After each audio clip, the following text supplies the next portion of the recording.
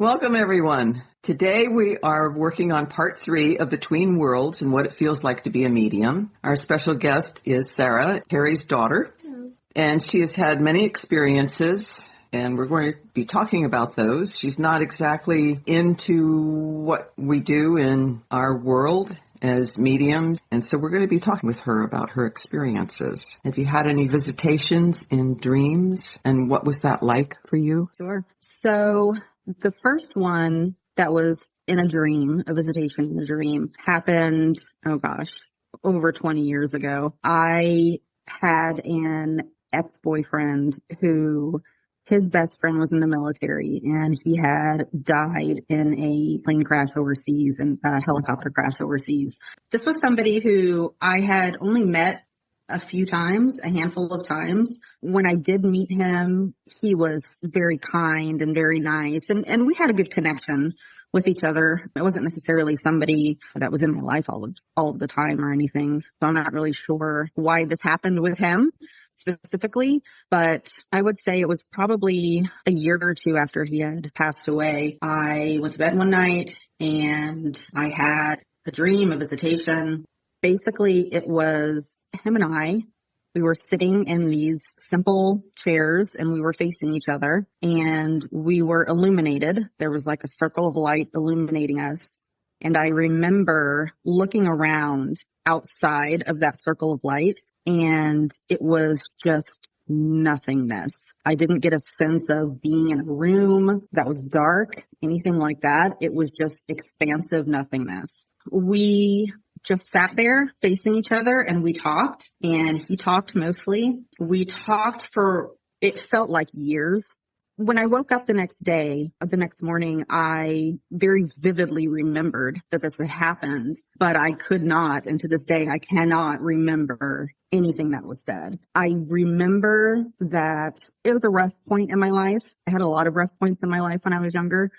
This was one of them. I remember feeling comfort. I remember feeling wisdom coming from him. I remember feeling very grounded talking to him. So I'm sure the things that he was saying to me were those sorts of things, comforting and advice and things like that. That's the sense that I have, but I don't remember anything that was said. And I just remember waking up feeling like I had been talking to him for years, just sitting there talking. It was a very strange feeling. It didn't weird me out or anything. I found it very comforting. Actually, that was my first one. What I'm hearing and what it sounds like, because a lot of times when we have a visitation, it's to let the person know that deceased person is okay. But this sounds like he was there for you. And the feeling that I'm getting is that even though it was a handful of times that you had met him, it feels like he liked you as a person. Mm-hmm. Nothing romantic or anything like that, no. But that he liked you as a human being. He liked you as a person. And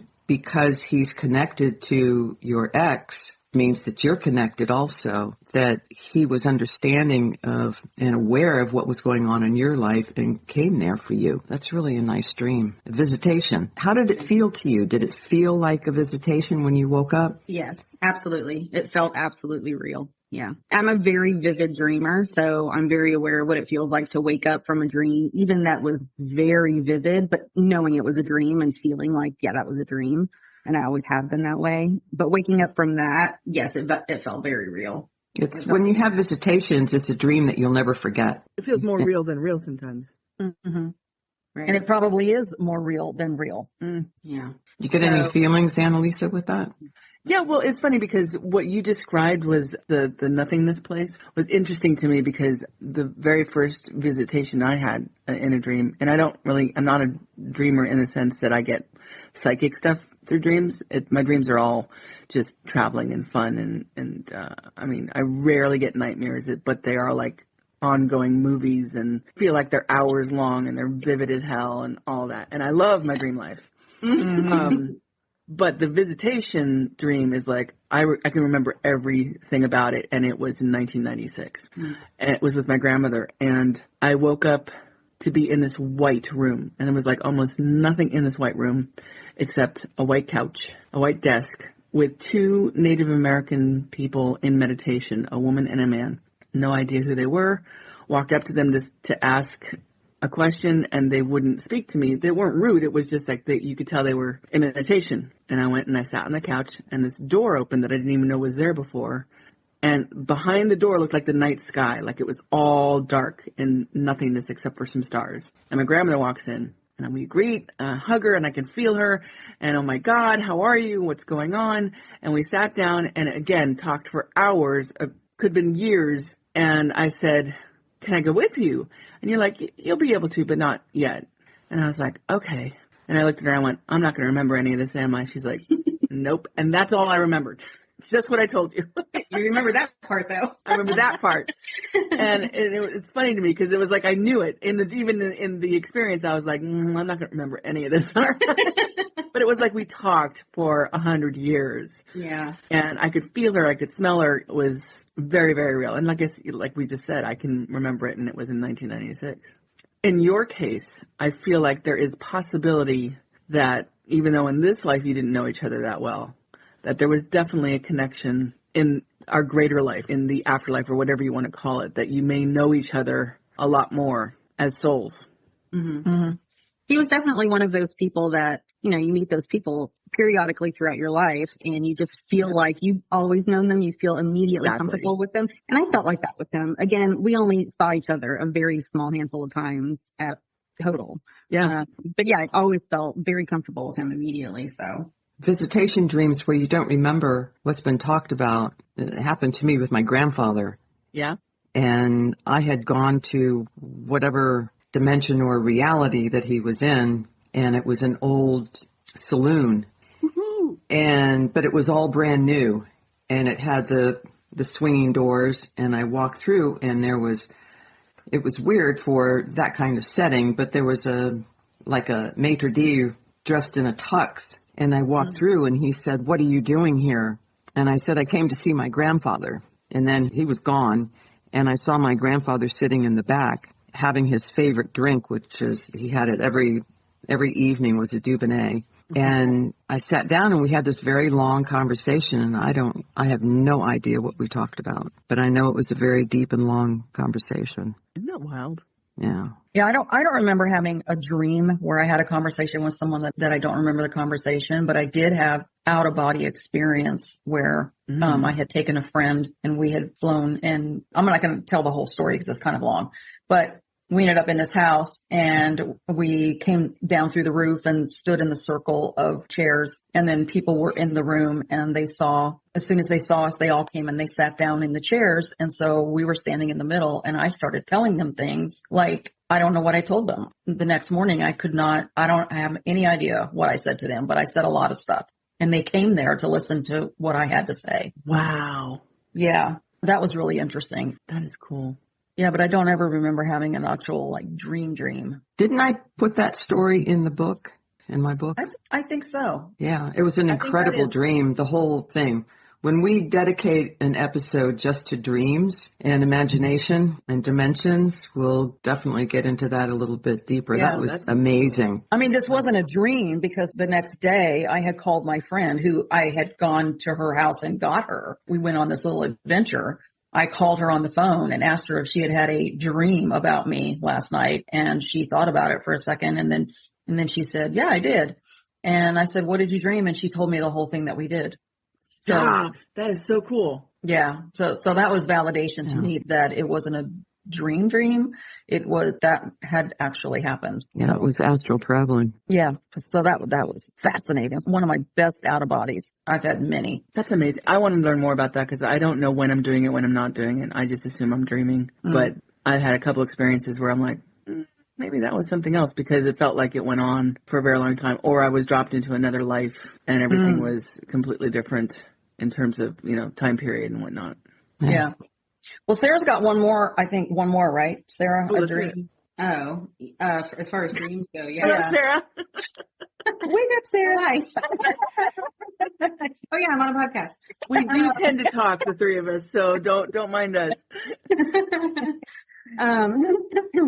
So interestingly enough, that first one, this one I'm about to talk about, and then the one time that I saw a physical entity of somebody who was actually not there. They all revolve around this same ex-boyfriend, which is strange because he ended up being a horrible person and it was just kind of a mess, but I don't know why everything revolves around him.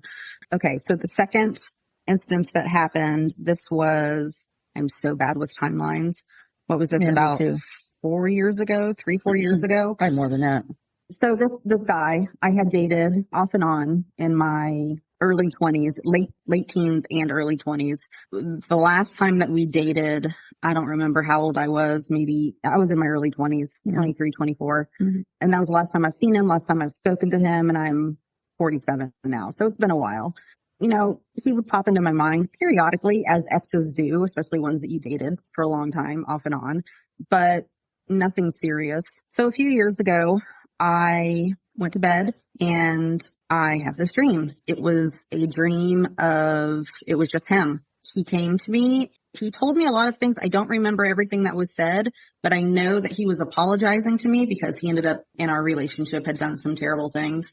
He was kind of apologizing to me and telling me, I'm sorry that I have done those things. I hope you can move on. And I don't remember if he specifically told me or if it was just the feeling I had, like, oh, he's coming to me in spirit form. So I woke up the next morning. I'm like, that was really weird because I never think about this guy, really hardly ever. I wonder what he's up to. So I tried to find him on social media and I couldn't find him anywhere.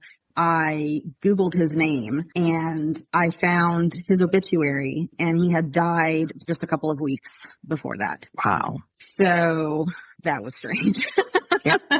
That's pretty cool. Another visitation. I was gonna say, in terms of validation, that's a pretty cool validation. Yeah, that relationship had a lot of impact on my life. Some positive, a lot of negative. I'm actually still dealing with him in therapy. So yeah, his actions in life affected my life a lot. Wow.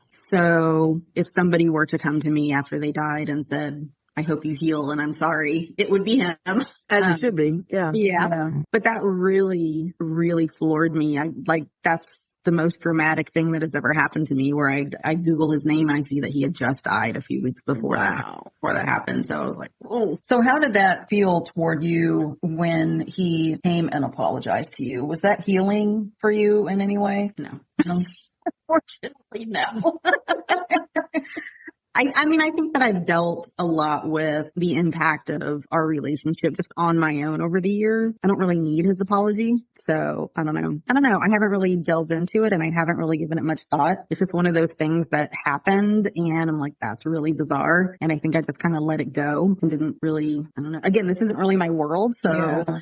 I wasn't like, oh, wow, it's time to study this now. You know, I just kind of like, wow, that was really interesting and just let it go sort of. So maybe he needed it more than you. Maybe. Yeah. Yeah, possibly. I don't know. Is that typically something that people do after they've died? They need to make amends with people who are still alive? Not always. No. Some though. Yeah, some. Especially if they think it can help you. Yeah.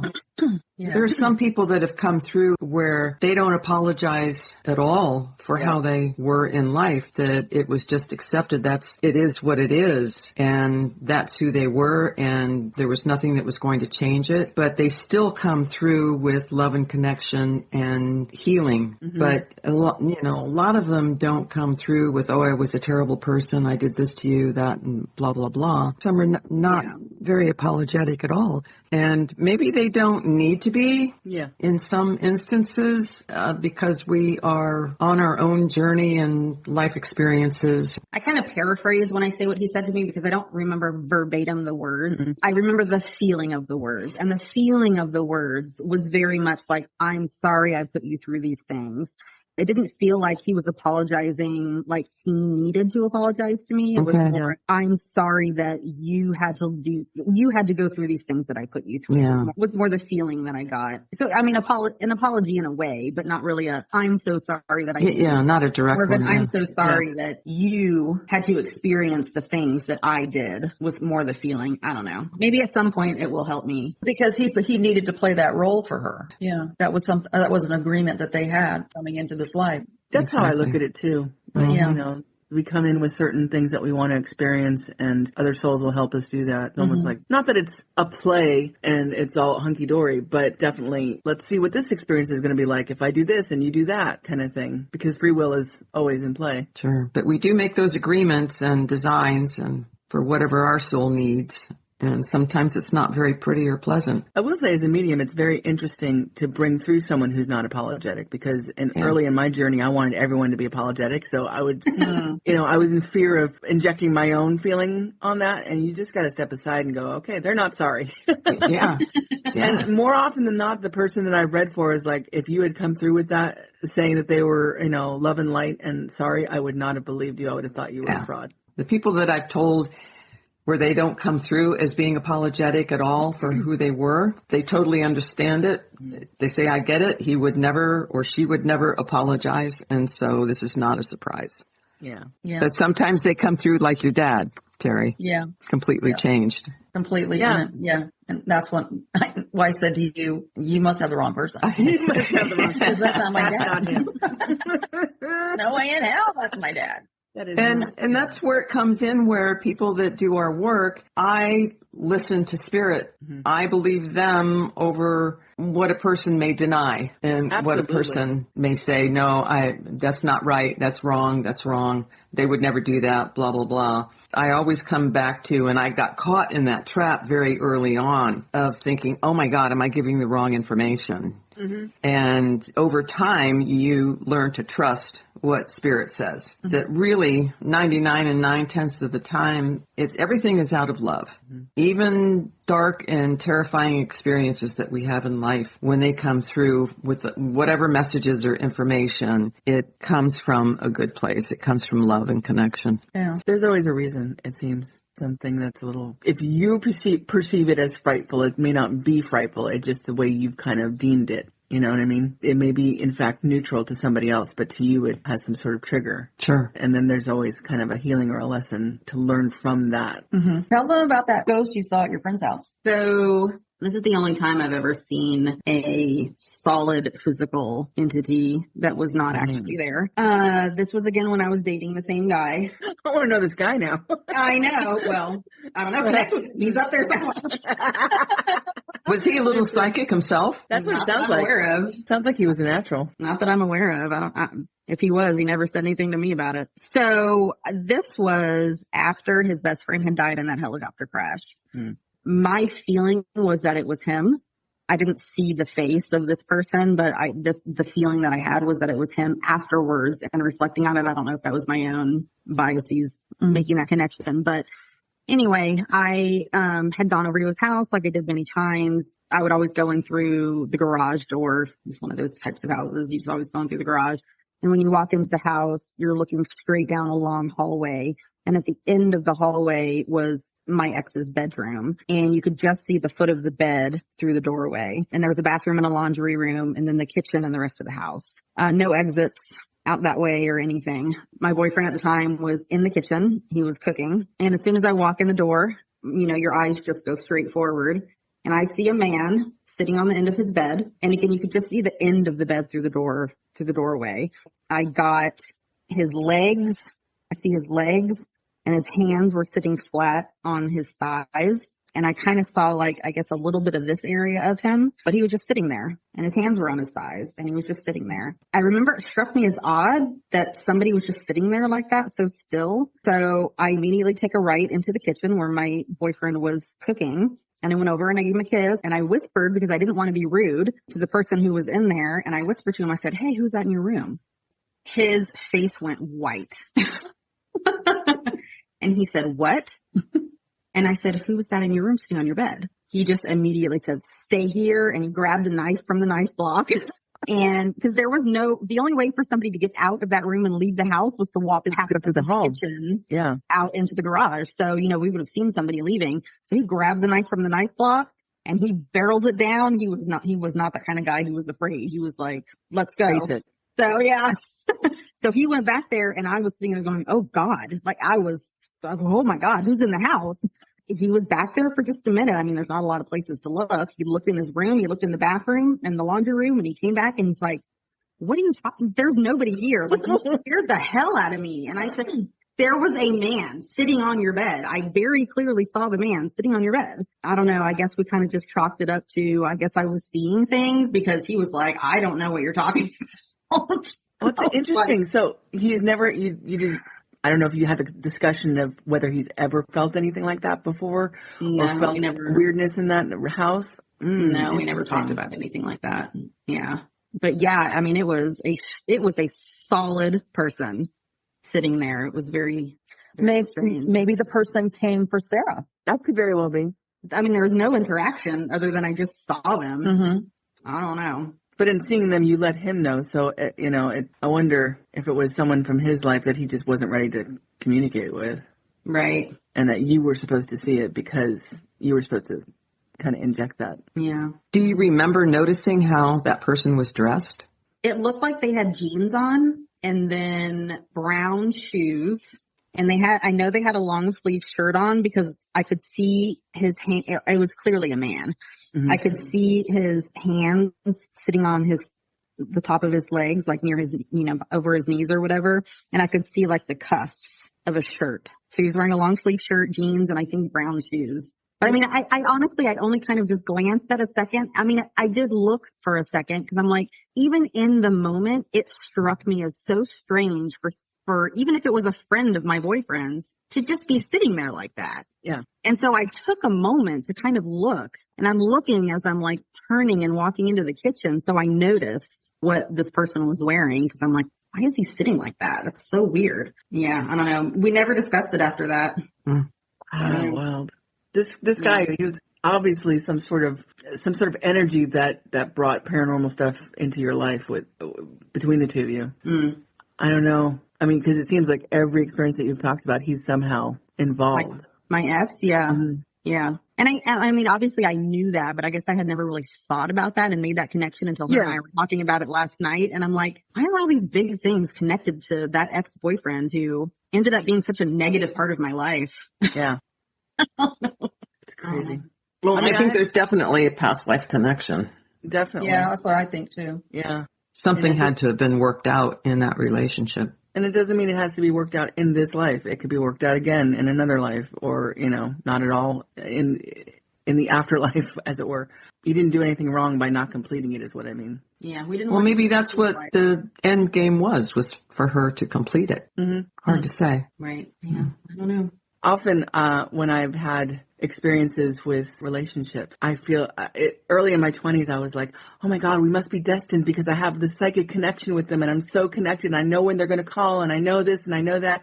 And I think this is like starstruck.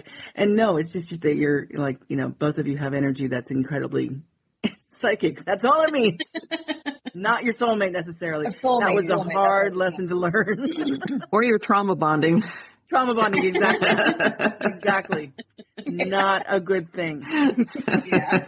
Don't interpret it as, oh, we're soulmates. No. Yeah. That was what it felt like when him and I were together before everything ended up falling apart and things were not good. He was one of those handfuls of people that I've met in my life where I immediately, and we both felt the same way because we would talk about it quite often. We immediately felt like we had always known each other and we always wanted to not only be around each other, but like we always wanted to physically be close to each other. Magnet. Yes, you feel this need to like touch. Even, not sexually necessarily, but just like always be in contact, physical contact with this person. It's like this weird craving that you need. And I've experienced that with a few people in my life, not very many, but he was definitely one of them from, the things that he told me when we were dating. He had always felt that towards me too. So we definitely had a connection, quite a connection. I had felt that one time with an ex-boyfriend where right after I first met them, how you're in that puppy love kind of stage or whatever where you just can't get enough of each other. But the feeling was different in that when we were touching each other, it's like I couldn't it still wasn't close enough for me. You wanted to crawl under their skin. Yes, you wanted to crawl into, yeah. You feel like if you can crawl into their skin and get inside their body, maybe that would make that connection that you feel is there, feel it totally. That was the weirdest feeling. I never felt like that with It's anyone else. intense. It's Like that. intense. Do you guys remember the movie Cocoon? Yes. Yeah. Okay, isn't there a scene in the pool where the female alien wants to show them what the gentleman what sex is like, and it's this merging that happens? I'm like, that's what I kind of feel. Like if we didn't have these skin suits, our connections would be more about merging. Yeah. And I wonder if that feeling is kind of a leftover from when we don't have the body. Yeah. Yeah. Because that is what it feels like. It feels like you want to merge with the person. Yes. Yeah. And you, even though you're skin to skin, it's like, oh, I can't let myself down. I can't hide. What would you guys tell someone who can feel a loved one around them shortly after their loved one has crossed over and they've never experienced it before, and how they should think of it if they're afraid of it? And the first thing would be not to fear it, right? Absolutely. It's jarring. It's disconcerting when it happens, like when you're in a sleep state, and it's usually a hypnagogic state that you can kind of feel those things if you're not like professionally doing this. My first experiences were feeling it as I was waking up or as I was falling asleep. So when you're in that vulnerable state, it feels disconcerting to have suddenly grandpa standing next to you when grandpa's been dead for a few days. I do think that when someone passes the 3 days to their funeral or thereabouts, I feel them a lot more. Like that it's an intense feeling of somebody's in the room with me. And that can be fearful. I've been told, and I don't know how true this is for every spirit, but they like to hang around for their funerals. Yes. So that's why you're feeling them that intensely, probably right after they pass. And there's no time either. A lot of people think, or they've been told, misinformation that, it takes them a while to get acclimated and this and that. And we have to remember there's no time and space does not exist for them. Right. So what could be 40 years for us could be seconds for them. Exactly. And it doesn't matter. I mean, they can come through immediately after their death. It was like my neighbor down the street died of a massive heart attack. And Tom and I were walking our dog, and we saw the fire truck and the EMTs. And we stopped to talk to my neighbor whose house was just before his. He came through immediately. He was standing next to me. He was standing next to people that I call helpers, the helpers. Some people see them as angels. But they're usually men in brown suits. They are around to help us either through our deaths or help us to cross over or help us to acclimate after we've crossed over. And so there were 2 of these helpers standing next to him, and he was very religious, and he was just watching everything that was going on. He was kind of fascinated with what was going on with all of the fire truck being there and the EMTs and police and how his wife was doing. I'm sorry? He didn't know he had passed over? Oh, yeah, he knew. Oh, okay. He knew, but he was standing with the 2 helpers, and he was just fascinated with what was going on. So we kept walking. He kind of left. We went to his funeral. I was wondering at the time when we saw him why he had not moved on to, where was his family? Was there family there to greet him? And why was he so curious about what was going on? Which is normal. A lot of people do hang around to watch what's going on, the comings and goings. And he was worried about his wife. This was an older couple. We went to his funeral. I could see that he was with his entire family. He had left that scene, was with his family. We don't need to wait 3 days. We don't need to wait 6 months. If we're told that we should wait to connect with them, usually it's because we need to go through the grieving period. That's big for me. Yes, I can probably contact them immediately after, but it's more your grief that's hard for me to get through. Yes. And maybe that's just a me thing, but I find it very difficult to get through someone's immediate grief when I'm doing a reading. I don't know if I've ever talked about this woman before, that she came for a reading and she didn't tell me, of course I don't want to know, she didn't tell me the circumstances or who she was hoping would come through, and nobody came through. I could feel someone there, but no information whatsoever, nothing. So I told her that she was going to take a trip. She didn't tell me what the trip was about. And I said, just wait until after the trip. but I have a feeling that the trip in itself was going to be very important for you and that we needed to wait until she came back. And so we rescheduled for when she came back. She told me that her son had died and her trip was to go to his funeral in another state. So when she came back, and what I felt was important to her, she had an experience on the plane that was very important for her. When she came back and did the reading the second time, he came through with so much information. Wow. And so they know also. They know when the timing is right to come through to communicate. I was going to share a reading that I had one time many years ago from a guy who's, I'm not going to give his name. There was an A&E documentary done on him in Jacksonville. He didn't live in Jacksonville, but we became friends. We were friends for a short period of time. The first time I had met him, he was giving a presentation or doing readings for people at a specific meetup group. And I think, Sue, this is probably even before I even met you. So this has been a long time. Yeah. We had him in a meetup group. Oh, you did? Yeah, we had him speak at a meetup group, yeah. Oh, was I? Oh, you know who he is too. Ooh, the plot thickens. I don't remember that. Oh, yes. I remember now. Yeah. Okay. He was, I don't know how many people were there at this meetup. There are probably maybe 25, 30 people there. I had never met this guy before. Spirits were coming through and then he would say, I'm picking up, and he would kind of lean it toward the audience and say, does anyone belong to this? Or does this make any sense to anybody?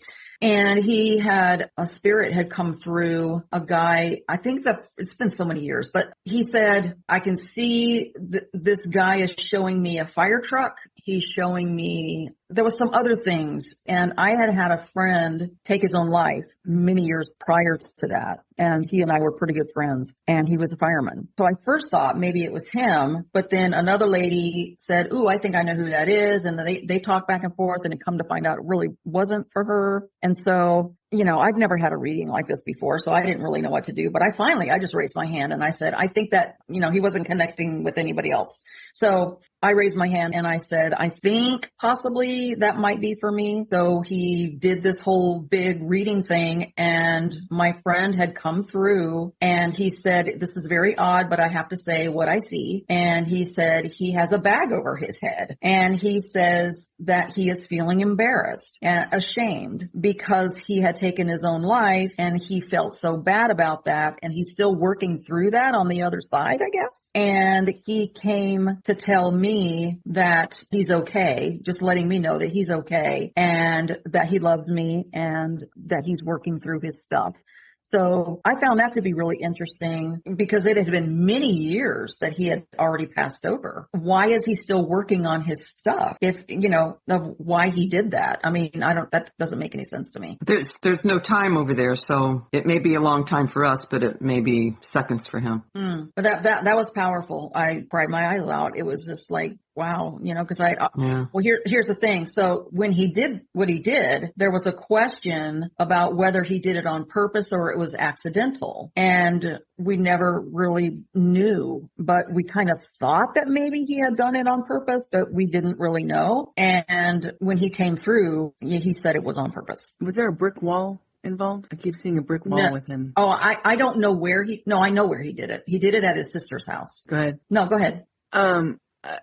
For some reason, I was feeling him show me a brick wall and trying to get through it and just being too tired to do it. I feel like there was a lot of emotional and spiritual fatigue going on with him that he just couldn't, get past. Yeah. So yeah, I agree. I think he did do it. Yeah. It was tragic. He was such a good person, and he was a firefighter, and he helped people, and he was just a really good person. And he and I would get together and we would just have these really long, deep philosophical conversations, and and he was just a really good guy. It sounds like he was too good for this crap place. Yeah. Did somebody leave him or break up with him? I don't know. So there was a few years where I'd never even heard from him before he took his life. So he kind of fell off the face of the earth almost, like I didn't even know where he was. We kind of just went our separate ways.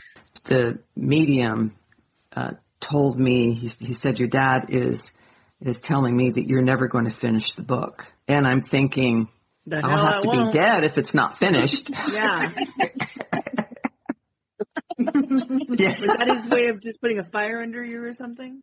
I guess he wanted to know why I was there, if I was a medium myself, why I was there. And I said, nobody ever reads for me. Yeah. I said, I want a reading. He is actually very good. He is. He is really, really good. Yeah, he is.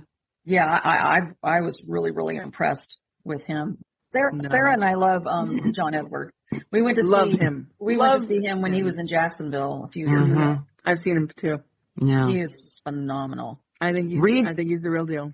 Read his book, I bought that when you told me about that the other day. Chasing Evil. Yeah, I bought that. It came right before I took my trip here. Awesome book. Yeah, I've always really liked him as the ones that are famous, you know. I mean, not all of them. Because fame hits people differently too. I mean, I don't understand what fame is like. I don't think I'd like fame in that sense of being in a fishbowl. So I'd probably be a little more compassionate with people who suddenly have it. But I get turned off easily by people who take themselves too seriously, let's say. Yeah. Didn't they put that Akashic Records in the movie with Robin Williams where... Yes, What Dreams May Come. Yes, What Dreams May God, Come. I loved that movie. That was a great movie. such a good movie. That was my favorite movie. And as a metaphor, I think it's awesome. I don't think I have a problem with that movie at all because it's very poetic in my idea. Yeah. But is that what it's like? None of us are going to know until we're there. You know? Yeah. Let's get back on track. I know you asked the question and then I don't think it ever really got answered. What would you say to people who might experience things like this that aren't used to it or have never experienced it before, yada, yada? So as somebody who, again, does not live in this world, but has had a lot of experiences like this throughout my entire life, even being a young child and feeling very intuitive about really bad energies, things like that, but again, I don't this world. And I don't know. I mean, if somebody were to suddenly experience something like seeing something or feeling that presence of somebody and they're not used to it, I mean, nothing's going to hurt you. Movies make it sound like these people, dead people can reach out and scratch your face and are going to ruin your life and curse you and all of these things. And that's just not how it works. There's nothing to be afraid of. Maybe I don't know, that's oversimplifying it, but you have to look past the things that the media or movies tell you about stuff like this, and nothing's going to hurt you. It can also be a feeling like you feel like someone is standing behind you and you're sure that there's someone behind you and you recognize the energy and you might think, oh, that's so-and-so walking through the door or coming up behind me, and you turn around and nobody's there. It's as simple as that. It's as easy as that. And a lot of times that's not fearful at all unless you let your mind take you to places where you don't need to go. That's the key. It's usually your mind that makes the perception positive or negative. Yeah. And as far as people having experiences of, say, they have a poltergeist in their house that's opening doors in the kitchen and throwing dishes across the room and stuff, I tend to think that energy comes from someone living in the house. I agree with that. I agree. Versus it's a negative spirit that's just having fun scaring the shit out of you. Well, I think the majority of experiences are through people and not through places. Like we think a place is haunted, but I don't know. Maybe we're the conduits, I think. And some people are more open than others, and some people are more sensitive than others. So that's why someone can walk into the Amityville house and feel absolutely nothing, and other people can walk in and feel like horrible things or positive things. We just haven't heard of those. I mean, bring it with you, yeah. It's when we talk about things like the Amityville, it's what sells, right? If positive things came out of that house, it wouldn't sell. That's true. Yeah. I was just going to say, I've had a cat that has followed me from house to house. A ghost cat. A dead cat. I love it. I see its tail walking past, the couch and things. I haven't seen it since I've moved this last time, but for about 3 houses before that, I don't know what cat this is, but I see the cat. I see the tail. I see it's more of a shadow. Yeah. But not against the wall. I see it moving through around the furniture and stuff. I don't know what this cat is, but it followed me for various It loves you. I love that. Aw. That's cute. That was so weird. I'm like, oh my God, not this cat again. Why is this cat here? Why am I seeing this cat again? This is so Hey, at least they're weird. not shedding, okay? Yeah. Positive right there. For scratching up your furniture. They're scratching Yeah. the furniture. Yeah. Do you remember when Kim Russo had a TV show and she would do readings for people in the entertainment industry? Mm-hmm. And she was at this one woman's house. She had a one of those sliding glass doors, and it kept breaking and shattering. Oh my God. And she didn't know what was going on. And Kim told her, "You're doing that. That's your energy." Mm. And so, and especially if you have teenagers in the house. I was going to say that too Sexual earlier. That a lot of that poltergeist kind of stuff is attached to if you have a teenager in the house. Mm-hmm. And I watched a show where a family kept moving from house to house, and wherever they went, this negative, evil energy that they thought was following them was actually all of them, collectively doing that and causing things to move. And I'm grateful mine was just a cat. And then your fear kind of ramps it up, and it gets circular, and it just like creates more energy to move things, basically. Yeah. But it doesn't happen to everybody because not everybody has that ability to have that kinetic energy. All right. Well, we're out of time. That was fun. So this is a wrap. Thank you so much, Sarah, for being with us today. Nice to meet you, Sarah. Come Yeah. back. Yeah, it's good to see you again. See my girl. Aww.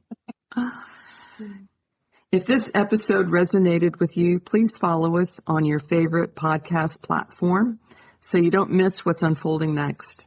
And if you feel called, please share, rate, and leave a review for us. It helps us reach more souls who need these conversations. If you prefer video, you can always find us on YouTube, and we are also on Facebook. Until next time, stay grounded, stay curious, and keep shifting from the inside out. We love you, we appreciate you, and we'll see you next time.